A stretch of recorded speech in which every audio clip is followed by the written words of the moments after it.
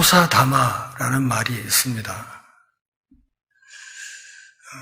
좋은 일에 마가 많이 낀다, 그런 뜻이겠죠.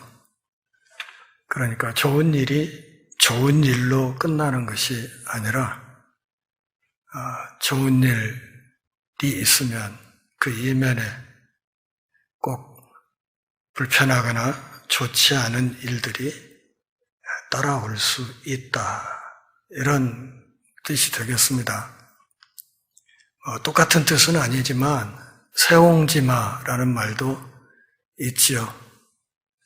한 가지 좋은 일이 생기면 또 조금 있으면 그 일이 좋지 않은 결과로 또 조금 있으면 또 다시 뒤집어져서 또 좋은 일로 나타나기도 한다, 그런 뜻이 되겠습니다. 예루살렘의 솔로몬 행각에서 베드로와 요한이 예수 그리스도의 이름으로 안진뱅이 한 사람을 일으켜준 일, 이 일로 인해서 초대교회에는 뜻밖에도 고난의 바람이 불어오기 시작했습니다.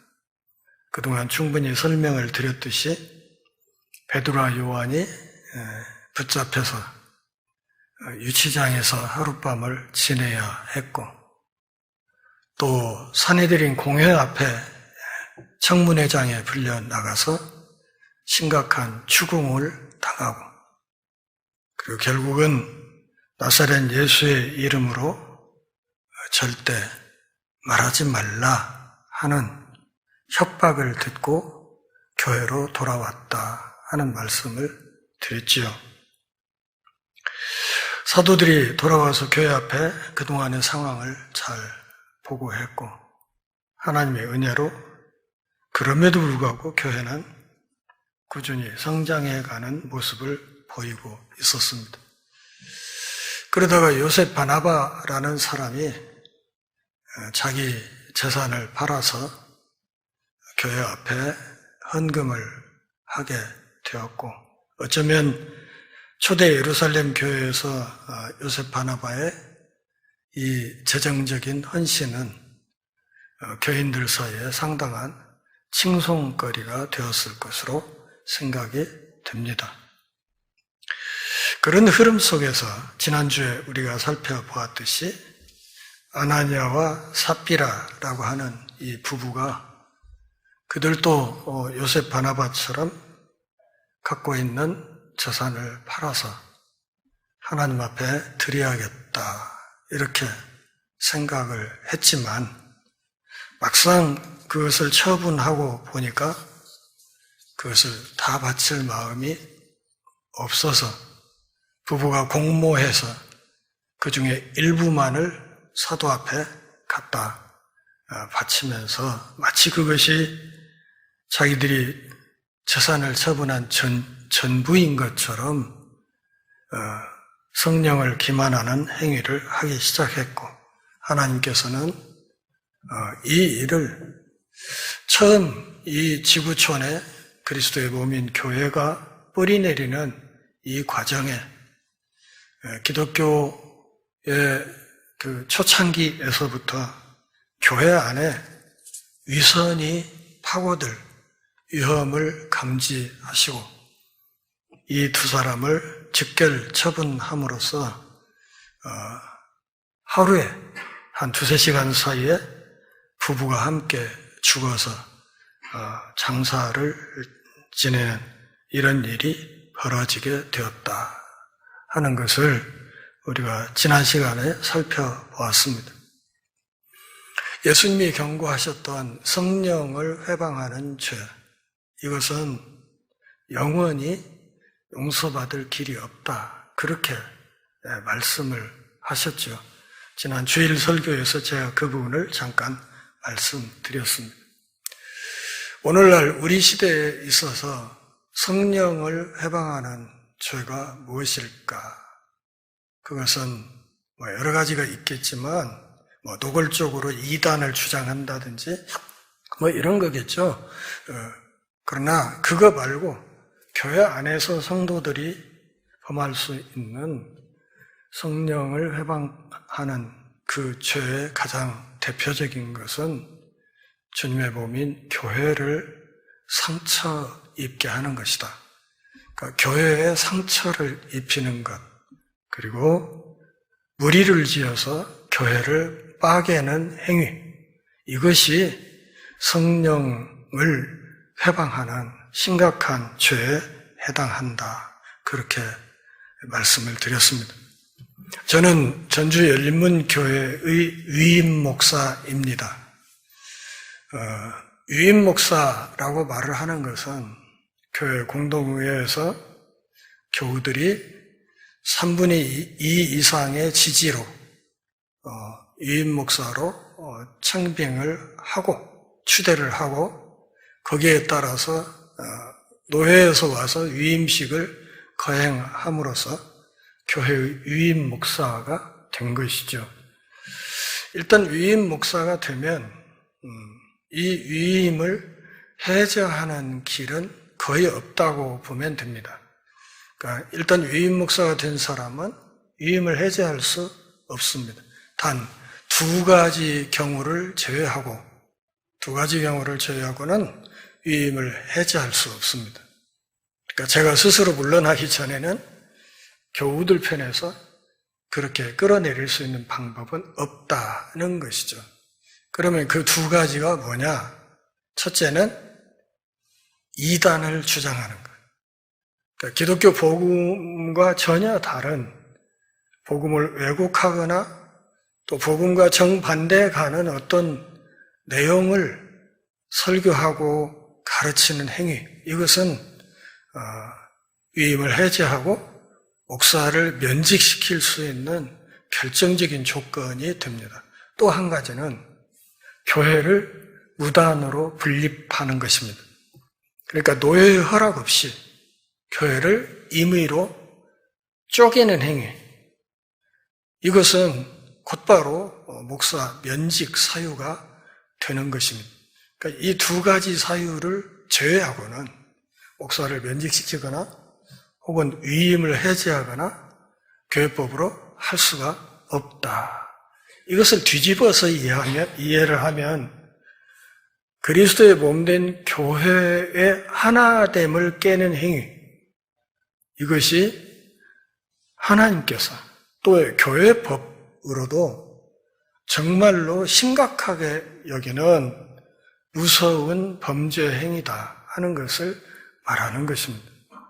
그러니까 우리가 어떤 경우에도 살아가면서 그리스도의 몸인 교회에 해를 입히거나 교회를 고통스럽게 하거나 교회를 아프게 하거나 교회를 빠개거나 하는 이런 죄는 함부로 범해서는 안 된다 하는 것을 알아야 합니다. 다시 말하면 그리스도의 몸인 교회가 얼마나 중요한 기관인지, 이 기관을 하나님께서 어떤 시각으로 보고 계시는지, 하나님께서 이 교회라는 이 기관을 얼마나 애정어린 눈으로 따뜻한 관심을 갖고 지켜보고 있는지를 잘 봐야 된다 하는 사실을 알아야 합니다. 우선 이 말씀을 좀 다루고 시간이 나면 제 개인적으로 경험했던 일을 좀 말씀을 드리려고 합니다. 여러분, 교회를 선택할 때 선택하는 기준이 뭡니까? 어떤 기준으로 교회를 선택하십니까? 다시 말하면 어떤 기준에 따라서 전주 열린문교회에 출입하고 계시냐, 그런 말입니다. 제가 썼던 최초의 책이 아주 얇은 소책자였는데 그 책의 제목이 당신은 왜 교회에 나오십니까? 이런 제목의 조그마한 소책자였어요. 책장 찾아보면 있을 것 같은데 그것은 제가 몸담았던 제 모교회 선배로서 후배 청년들에게 편지로 써서 주었던 글이에요. 그때는 복사기도 없고 요즘처럼 컴퓨터도 없고 그런 때여서 모든 걸 손으로 써서 그냥 가서 복사소 가서 복사해가지고 이렇게 해야 되는 때였거든요. 그래서 손편지로 A4 용지로 아마 여러 장을 썼을 거예요. 써서 쓴 것을 이제 복사해서 후배들에게 나눠주고 했는데 이게 어떻게 돌고 돌아서 저 윗동네까지 갔던 모양이에요. 그래가지고 결국은 이제 출판사에서 알게 돼서 신학대학원 1학년 말쯤에 그 책이 나왔습니다. 그게 이제 첫 번째 책이었는데 제가 거기서 다뤘던 건 다른 게 아니에요. 우리가 교회에 어떤 목적을 가지고 나와야 되느냐, 어떤 생각을 가지고 교회에 와야 되느냐. 심심해서 나오는 사람도 있을 것이고 때로는 외로우니까 친구 만나러 오는 사람도 있을 것이고 요즘 같으면 선거 때니까 한 표라도 더 얻어볼까 하고 교회를 기웃거리는 사람도 있을 것이고 또 사업하는 사람들은 어떻게 좀 고객을 확보해 볼까 하는 생각으로 교회를 왔다 갔다 할 수도 있을 것이고 또 어떤 사람은 병 낫기 위해서 왔다 갔다 하는 이도 있을 것이고 하여튼 교회에 나오는 그 동기, 여러 가지 동기들을 쭉 나름대로 정리를 해서 쭉 이야기를 한 끝에 제가 그 편지 끝에 내렸던 결론은 다른 거 아니에요. 우리가 교회에 나오는 이유는 주님을 사랑하기 때문이어야 된다. 사랑에 입각한 발걸음이 되어야 한다. 그렇게 끝을 맺었습니다. 교회를 왜 다니는가? 저는 이제 신학교 다닐 때도 그렇고 옛날에 신학교 다니는 동안은 서울에 좀 크다는 교회 성경 공부 프로그램에도 월요일에 좀 일찍 올라가서 좀 들여다보기도 하고 이렇게 했어요. 그러면 가면 이제 그 교회 교인들이 왔다 갔다 하고 그러죠. 그래서 이제 늘 그쪽 교회, 어느 교회 가든지 교인들을 붙잡고 물어보는 것이 딱 한 가지가 있었는데 그게 무엇인가 하면 이 교회 다니세요? 예. 그러면 이 교회 교인으로서 이 교회 자랑 한번 해보세요. 꼭 그렇게 물었어요. 그렇게 하는 이유는 저도 이제 목회를 할 사람이기 때문에 혹시라도 좀 귀담아 듣고 배워야 할 것이 있을까 하는 생각이 있어서 항시 어느 교회 가든지 꼭 그렇게 묻습니다. 그랬더니 사랑의 교회 그 교인 한 분이 제가 질문하니까 탁 자랑스럽게 그냥 얼굴이 갑자기 빛이 나더니 하는 이야기가 이런 거였어요. 저희 교회는요, 이 신학교 교수급 아니면 강단에 못 써요. 탁 그러는 거예요. 그래서 제가 그 이야기를 딱 듣는 순간 사랑의 교회도 망했구나 하는 생각을 했던 기억이 있습니다. 그것이 오늘날의 사랑의 교회 모습입니다. 온 세상에 교인들이 자랑할 것이 없어서 그따위 것을 자랑을 하는가 하는 생각이 들었기 때문입니다. 교회를 어떤 기준에서 선택할 것인가 여기에 대한 좀 암시적인 답이 오늘 본문 속에 들어 있습니다. 12절 같이 보실까요? 사도들이 손을 통하여 민간의 표적과 기사가 많이 일어나매 믿는 사람이 다 마음을 같이하여 솔로몬 행각에 모이고. 오늘 본문은 사도들이 성령의 능력으로 많은 사람을 고쳤다는 이야기예요. 그게 전부예요. 이게 전부예요. 결국 그 말을 하려는 거예요. 그런데 12절에서 우리가 좀 주목해야 될 것들이 두 가지가 있습니다. 하나는 사도들의 손을 통하여 사람들 사이에 이 민간에라는 말은 교회 안에뿐만 아니라 교회 바깥에까지라는 뜻이에요. 교회 바깥에까지 표적과 기사가 많이 일어났다. 많이 일어났다.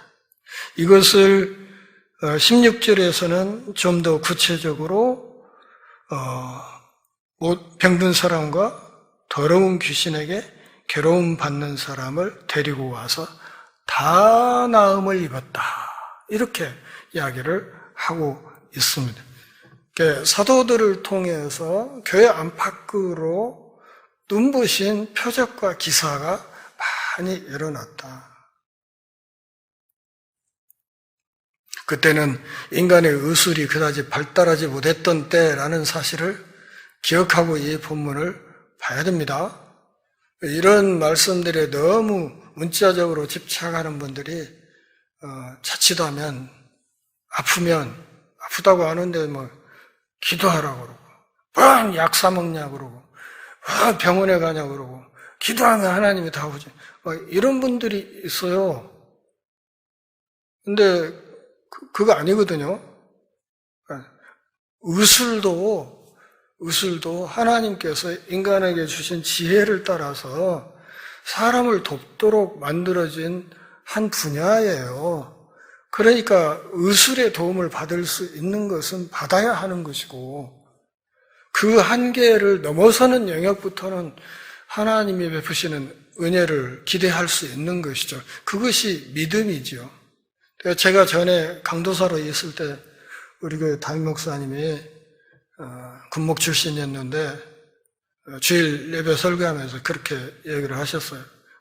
이렇게 어느 주일 오후에 그냥 아랫배가 터질 듯이 아파서 죽을 뻔했는데 그냥 책상 다리를 붙들고 대글대글 뒹굴면서도 그냥 주일이라 병원에 가면 안 되고 주일이라 돈 쓰면 안 되고 해서 내가 그렇게 뒹굴뒹굴 하다가 결국 월요일 날 간신히 참고 월요일 날 병원에 갔노라고 그렇게 간증 비스무리하게 하니까 거기 모인 수많은 교인들이 아멘 하고 은혜를 그냥 담뿍 받는데 미치겠더라고요. 그걸 보면서 아이고 저 어쩌면 좋냐 저 일을 어떻게 해야 되나.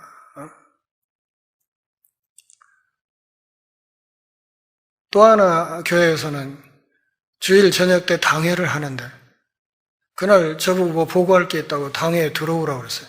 전도사 신분에 당회에 들어갔죠. 저녁 식사 시간이 지나고 9시 막 돼가는데 회의가 끝나질 않아. 그러니까 장로님 한 분이 그러는 거예요. 근데 우리 어떻게 요 앞에 식당에 연락해서 뭐라도 시켜서 먹고 회의를 해야 되는 거 아니야? 그러니까 바로 또 한쪽에서 장로님 한 분이 주일인데 뭔 음식을 시켜 먹냐고. 주일에 돈 쓰면 안 되는데. 그러니까 먼저 얘기했던 사람이 깨갱하고 쏙 들어갔어요. 이제 회의를 그냥 이어서 하는데 아무래도 배가 너무 고팠던 모양이지. 그러니까 또 다른 장로님 한 분이 의견을 내는 거예요. 그러지 말고 요 앞에 식당에 전화해서 주문해서 우리 음식 먹고 돈은 내일 주면 되잖아. 이게 오늘날 소위 교회 지도자라고 하는 사람들의 수준이에요. 수준. 제가 그냥 웃음 참느라고 죽을 뻔해서 그 자리에서 이거 어떻게 하냐 이거 장로들이 이렇게 생겨갖고 어디다 쓸까.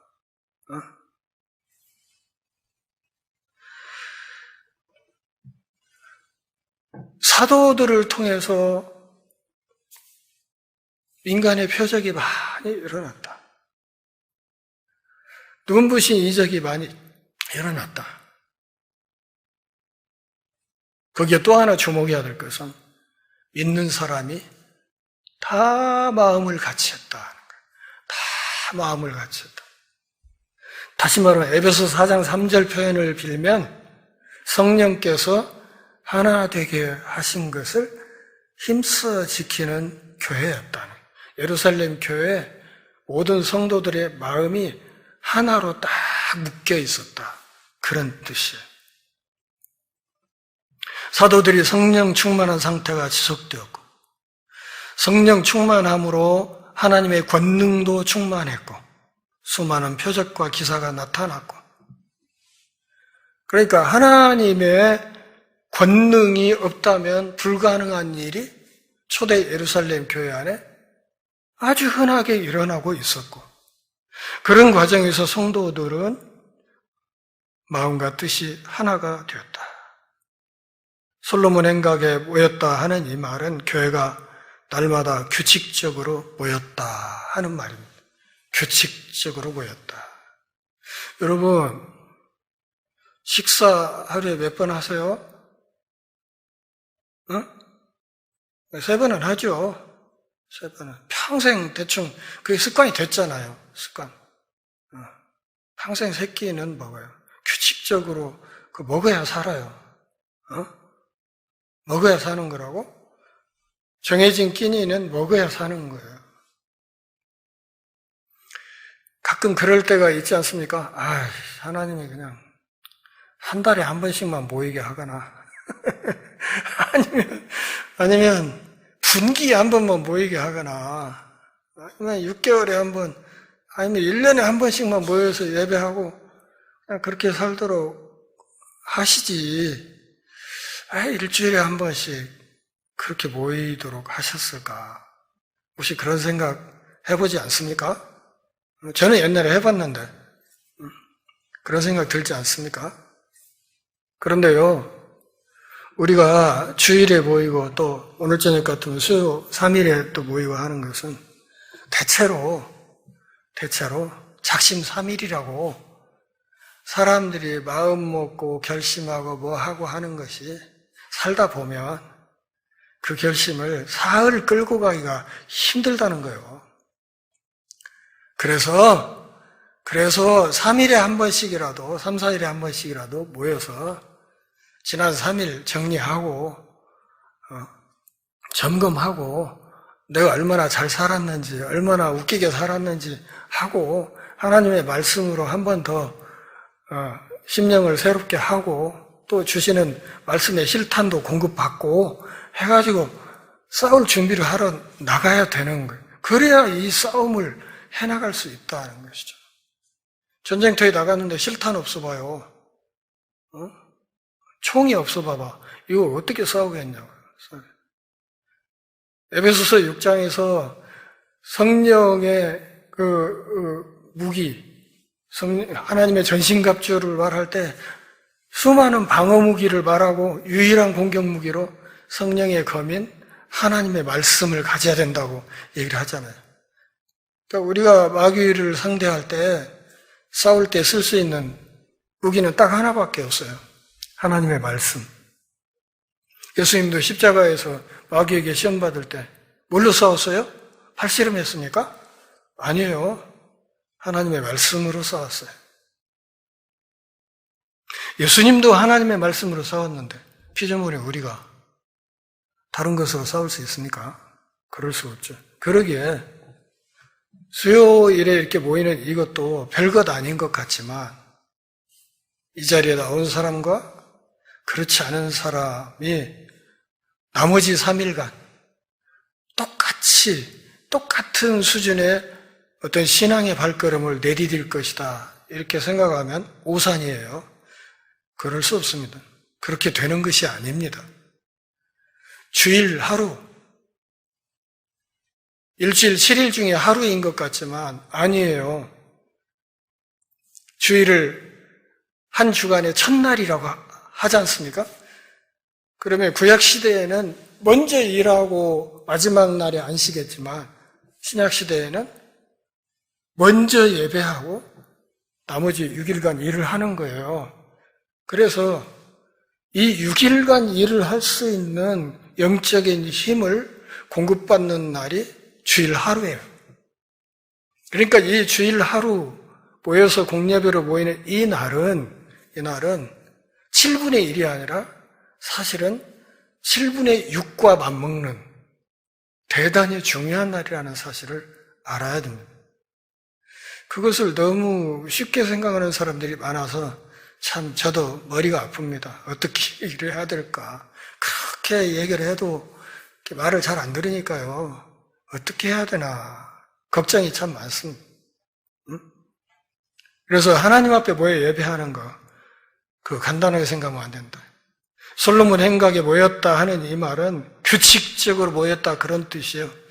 솔로몬 행각이 어디냐면 베드로와 요한이 안진뱅이를 일으켰던 거기에요. 거기. 그때도 성전 예배에 들어갔다 나오다가 이 일이 일어났잖아요. 그 후로도 사도들을 비롯한 초대교회 사람들 그때는 뭐 따로 정해진 예배당이나 이런 게 없었으니까 구약 유대교의 법을 따라서 그냥 솔로몬 성전에 예루살렘 성전에 왔다 갔다 하는 이런 예배 형태를 갖고 있었다는 것이죠. 동시에 이 솔로몬 행각은 베드로와 요한이 하룻밤 유치장에 갇혀 있었던 곳이기도 해요. 한번 갇혀 있었던 곳, 그 자리라고 하면 자칫하면 에이씨, 쳐다도 보기 싫어. 그날 밤 우리가 얼마나 고생했는데 뭐 이럴 수도 있는 것이잖아요. 그런데도 규칙적으로 하나님을 경배하는 그 일에 그 신앙의 어떤 기본적인 습관, 영어로 이거 루틴이라고 하죠. 그 신앙생활의 기본적인 루틴을 유지하고 있었다.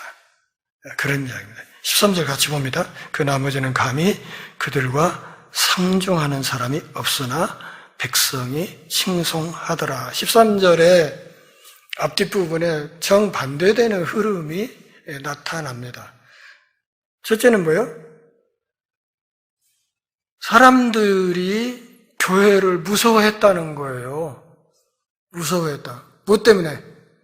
아나니아와 삽비라의 죽음, 이 사건, 이게 예루살렘에 쫙 퍼졌을 거 아니에요. 예수쟁이들 모인 거기, 누군가가 뭐 재산 팔아가지고 재산의 일부를 헌금하다가 한날 부부가 죽어버리디야. 뭐 이런 소문이 사람들 사이에 쫙 퍼졌다는 얘기야. 퍼지니까 그것으로 인해서 사람들이 굉장히 두려움에 사로잡힌 흐름이 있었다. 그것을 13절 앞부분에서 말하는 거예요. 그 나머지는 감히 그들과 상종하는 사람이 없었다. 다시 말하면 애뜨거라. 야, 저 교회 함부로 다닐 때가 아니구나. 함부로 다녔다가는 그냥 졸지에 죽어버리는 수가 있구나. 이렇게 생각을 하고 교회에 대한 두려움이 많이 사람들 사이에 팽배해 있던 한 가지 흐름이 있었다. 그런데 그 다음 13절 끝부분에서 뭐라고 말해요? 그럼에도 백성이 수많은 사람들이 이 초대 예루살렘 교회 사람들을 어쨌다? 칭송했다. 개독이라고 욕한 게 아니고 칭송했다. 제가 처음 신앙생활을 하기 막 시작하던 무렵 벌써 한 40몇 년 전인데 그때만 해도 이렇게 사회에서 누가 뭐 어쨌다고 하면 사람들이 그랬어요. 엄마, 저 사람 교회 다닌다더만 어째 그런데야. 그랬거든요. 어째 저런데야. 아니, 어디 교회 집사라더만 온 세상에 그런 일을 했네? 막 이랬어요. 이런 표현이 뭘 말하냐면 사람들이 교회에 대한 기대치가 있었다는 뜻이에요. 그렇지 않습니까? 적어도 교회 다니고 교회 집사라면 아니 그런 일을 안 할 것 같은데 어떻게 그런 일을 했대야? 이러고 깜짝 놀라고 막 그랬거든요. 지금은요, 목사가 뭐 살인을 했네 해도 그럴 수 있죠. 목사 그것도 사람인데 뭐 이렇게 돼버렸다니까요. 무슨 말인가 하면 우리들이 하는 못된 행위에 대해서 사람들이 굉장히 너그러워진 것 같지만 그 이면에는 더 이상 교회에 대한 기대를 갖지 않는다. 교회 안에 목사하고 장로고 뭐 집사하고 아무리 해도 그래도 우리가 당신들한테는 기대하는 바가 없다. 그런 얘기예요. 이 이야기는 거꾸로 말하면 교회가 백성들로부터 칭송을 받는다, 못 받는다? 못 받는다는 거예요. 이게 전도의 문이 막히는 결정적인 원인입니다. 사람들이 교회를 무서워해. 저렇게 즉각 처단하는 방법도 있구나. 무섭네. 그러지만 한편으로는 그 교회에 다니는 사람들이 칭찬했다. 이게 초대 예루살렘 교회의 힘이고 강점이었어요. 교회에 대한 호기심이 있는가 하면 한쪽에서는 교회를 참으로 두려워하는 흐름도 있었어요. 하나님이 참으로 엄격하게 아나니아와 삽비라 부부를 심판해버렸다 하더라도 그럼에도 교회는 하나님을 기뻐하고 그런 교회를 바라보는 백성들의 시선 역시 굉장히 따뜻했다. 그것은 교회가 세상 사람들이 기대하는 어떤 표준을 지키고 있었기 때문이다. 그런 이야기입니다. 교회가 세상이 기대하는 어떤 표준을 유지하고 있었다. 이것이 전도의 가장 중요한 동력입니다. 14절 같이 봅니다. 믿고 주께로 나아오는 자가 더 많으니 남녀의 큰 무리더라. 자, 믿고 주님께로 나왔다. 그러니까 믿음이 명확하게 강조되고 있어요. 믿음으로 교회에 나와야 되고 믿음으로 주님 앞에 나와야 된다는, 그래야 교회를 형성한다는 이야기를 하는 거예요. 남녀의 큰 무리. 남자만 왔다? 아니고 남성, 여성 가릴 것 없이 큰 무리가 믿고 예수님을 구주와 주로 섬기는 그런 자리에 큰 무리가 들어왔다. 자, 믿음에 무슨 일이 생깁니까? 사도들이 당했던 것처럼 어려운 일이 생겨요. 안진뱅이를 일으켜줘도 어려운 일이 생겨요. 그렇지 않습니까? 어려운 일이 생겨요. 신자가 됨으로써 우리가 져야 될 중대한 책임이 있어요. 때로는 착한 일을 하는데도 가혹한 비판을 받을 때가 있어요. 저도 그런 경험이 있어요. 지금도 가슴 아프게 생각하는 일이에요. 마땅히 칭찬받아야 될 일, 함께 기뻐해야 될 일에 정반대로 나를 공격하고 들어오는 사람이 있었어요. 똑같은 상황에서. 심하면 순교의 위험도 있어요. 좀 있으면 순교자가 나올 겁니다. 스데반 집사. 그렇듯이 교회 앞에 고난의 문이 활짝 열리고 있었어요. 이것을 교회에 믿고 들어오는 사람들이 이런 흐름을 간파하지 못했을까요? 아마 얼추 짐작하고 있었을 것이라 생각해요. 왜냐하면 불과 몇 개월 전에 나사렛 예수를 어떻게 죽이는가를 봤기 때문에요. 그럼에도 남녀의 큰 무리가 교회로 나아왔다는 것이죠. 초대교회에 하나님의 능력이 있었습니다. 초대교회 성도들이 서로가 서로에게 따뜻하게 베푸는 모습이 있었습니다. 그리고 아주 성실한 모습이 있었고 참으로 정직했고 그럼에도 하나 되었고 그리고 그 교회를 이끌어가는 교회 지도자들의 참으로 진지한 성품과 지혜가 있었습니다. 이것이 초대교회가 백성들로부터 칭송을 받았던 결정적인 이유입니다. 아울러서 방금 말씀드린 이것들이 우리가 교회를 선택할 때 적용해야 될 중요한 원리들입니다. 학군 이야기 많이 하죠. 강남 8학군 해가지고 그 좋은 학군으로 해서 거기 그 학군 그 관내에 있는 학교에 내 자식 밀어넣으려고 막 이사를 가고 막 때로는 위장 전입을 하고 해가지고 막 하잖아요. 그렇게 하는데 제가 지금까지 30년 넘게 목회하면서 교회 때문에 교회 가까이로 이사했다는 사람을 본 적이 별로 없어요. 사실은 학교 교육보다 훨씬 중요한 신앙 교육을 하는 문제인데 그래요.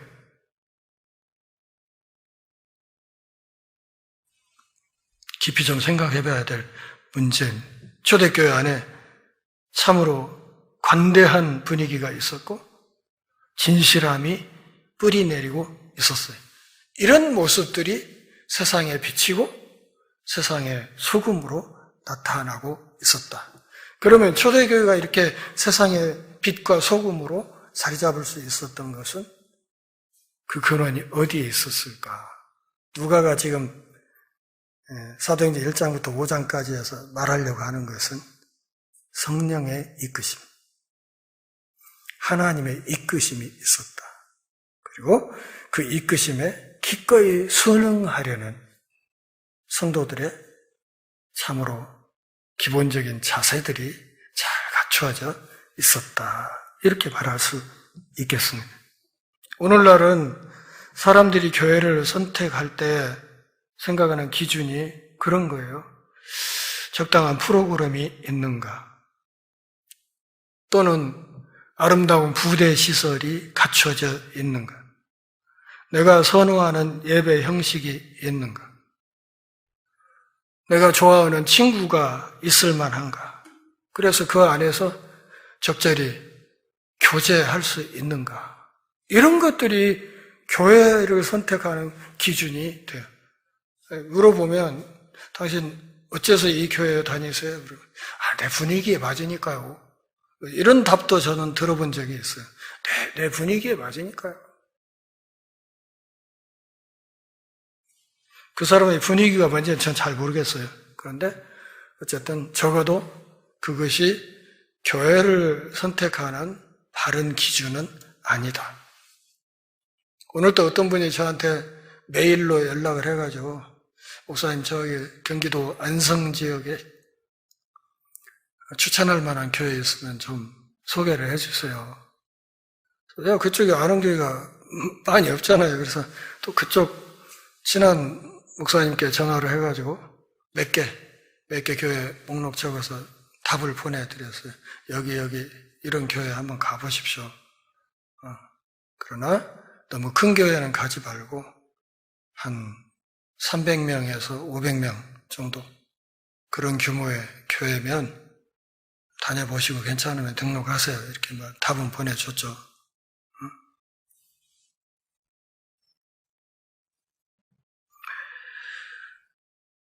사도들을 통해 민간의 표적과 기사가 어느 정도로 나타났냐 15, 16절에서 소개를 해요.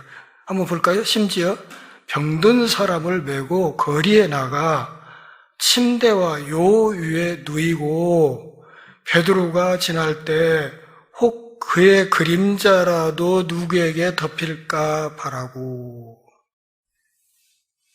이 본문의 문맥의 분위기를 보면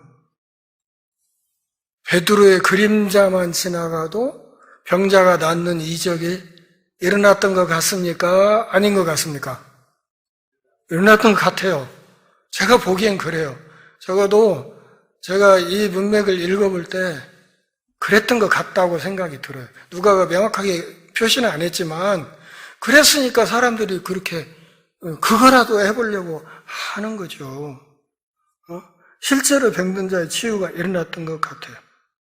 사도행전 저 뒤에 나중에 다루겠지만 19장 11, 12절에 가면 사도 바울이 쓰던 손수건만 덮어도 병자가 일어났다는 기록이 있어요.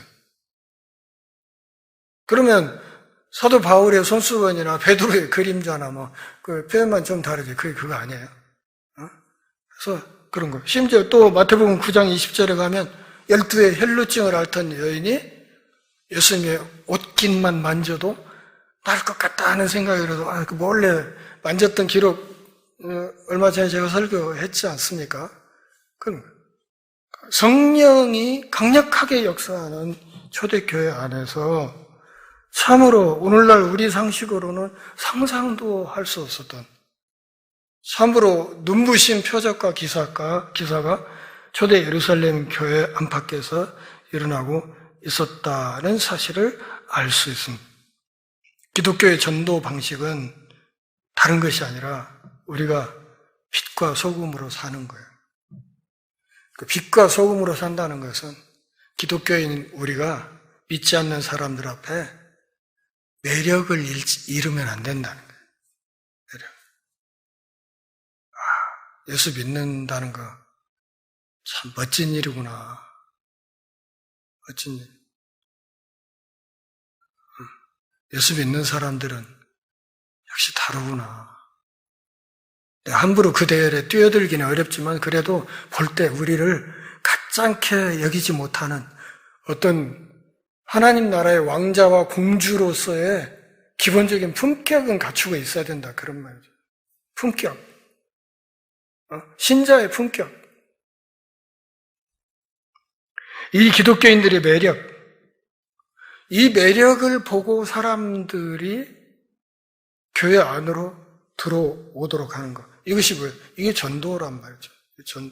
전도 지향적인 삶이라는 것은 용산역에서 날마다 메가폰 들고 그냥 사람들 귀에다 대고 가면 깨깨거리는 사람처럼 그게 전도가 아니고, 우리가 흩어진 교회로서 사는 시간 동안, 여러분, 우리가 주일 3번 예배 나온다 해도 모이는 시간 다 합치면 몇 시간이나 돼요? 예배 시간 다 합치면 한 5시간 될란가? 그렇죠? 그러면 일주일 168시간 중에 5시간 빼면 163시간은 흩어진 교회로 살아야 된단 말이에요. 흩어져서.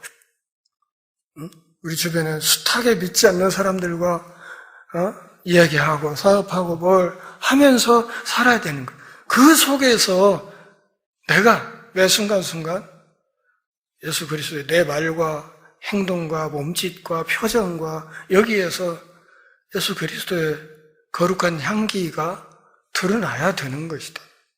그래서 사람들이 예수 믿는 나의 삶을 매력적으로 봐야 되고, 저게 진짜 사람이 사람답게 사는 거구나 하는 도전을 줘야 되는 것이고, 이것이 13절 끝에서 말하는 백성들에게 칭송을 받는 것이다. 이렇게 생각을 해야 된다. 그러니까 예수 믿는 사람들의 매력을 보고 사람들이 교회로 들어오게 해야 하는 것이다. 그런 말이죠. 그러니까 이게 쉬워요, 어려워요? 어렵죠. 어렵습니다. 제가 이제 한동안 몸담았던 직장을 이렇게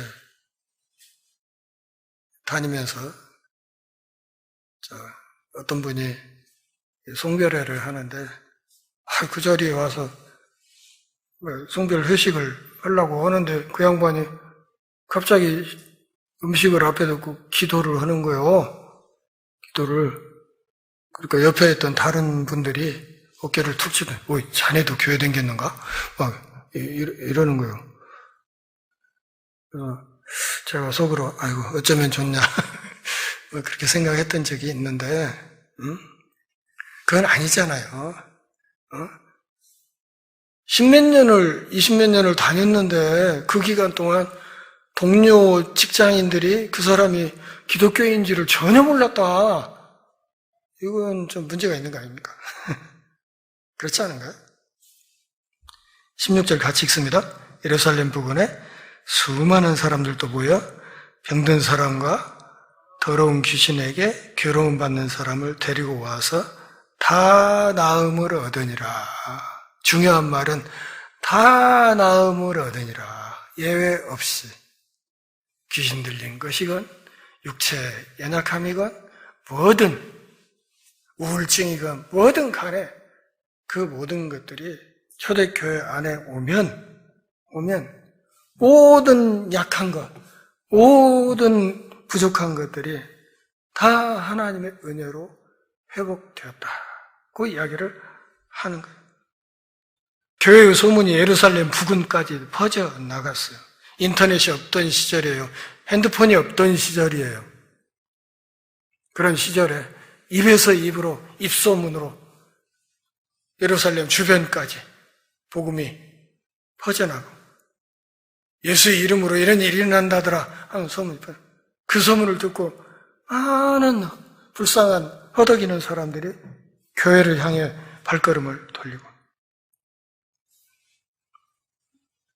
그래서 데리고 오면 교회 안에서 하나님의 행하시는 특별한 일이 경험되었다. 그러니까 오늘 본문의 핵심은 뭐냐면 초대교회 안에서 하나님이 특별한 일을 행하고 계셨다. 그런 말. 초대교회 안에서 하나님이 특별한 일을 행하고 계셨다. 뭐 하려고? 교회를 이 땅에 심으려고. 교회를 이 땅에 심기 위해서. 이 땅에 교회가 뿌리 내리도록 하기 위해서. 하나님이 초대교회 안에서 정말 활발하게 일을 하고 계셨다. 사도들만 일을 하고 거기 사도들의 지도를 받는 예루살렘 교인들만 일을 한 것이 아니라 사실은 이 사람들을 이끌고 가는 교회의 머리 대신 하나님께서 가장 빡세게 일을 하고 계셨다. 하나님의 초대교회 안에서 정말 특별하게 일을 하고 계셨다. 전주 열린문 교회 안에서 하나님께서 특별한 일을 행하실 수 있기를 바랍니다. 그래야 참 교회가 되는 것이고, 그래야 참 신자가 되는 것입니다. 이 교회가 진짜 교회가 되려면 언젠가도 말씀드렸듯이 이런 거예요. 가령 제가 이렇게 제 뒤에 기둥이 하나, 그 기둥이 예수님이라고 이렇게 딱 기대고 있을 때 이 기둥이 싹 빠져버리면 뒤로 꽝 떨어져서 뇌진탕이 와야 되는 거예요. 그게 내가 거기에 제대로 기대고 있는 거예요. 그게 예수 믿는다는 거예요. 무슨 말인가 하면 전주 열린문 교회가 예수님이 손 떼는 순간 그냥 폭삭 망해버릴 수 있다면 그건 참 교회다. 전 그렇게 봅니다. 예수님이 손 뗐는데도 사람이 많이 있고 교회 예산이 있고 프로그램이 있고 조직이 있고 이래서 눈 하나 끔찍 않고 그냥 그대로 서 있는 모임이라면 그건 참 교회라고 하기는 어렵다는 것이죠. 우리 개인이, 우리 가정이, 우리 일터가, 우리 전주 열린문 교회가 그리스도께 온전히 기대고 있는 모임.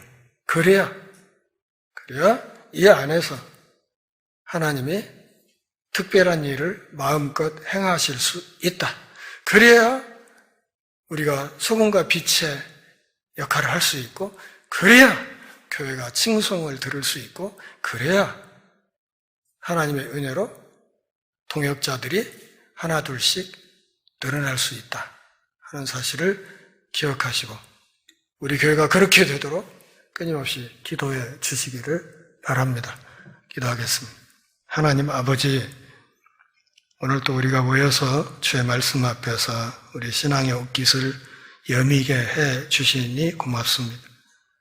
삶이 다하는 그날까지 초대교회 성도들처럼 오직 하나님께 기대고 하나님의 이끄심 안에서 우리 안에 특별한 일들이 일어나고 그로 인해 우리가 그리스도의 향기를 드러내고 그로 인하여 세상에 칭송을 듣고 많은 이들이 그리스도 앞으로 달려나오는 은혜가 있도록 하나님 각별히 붙드시고 사랑하는 성도들과 우리 전주 열린문 교회를 높이 들어 써 주옵소서.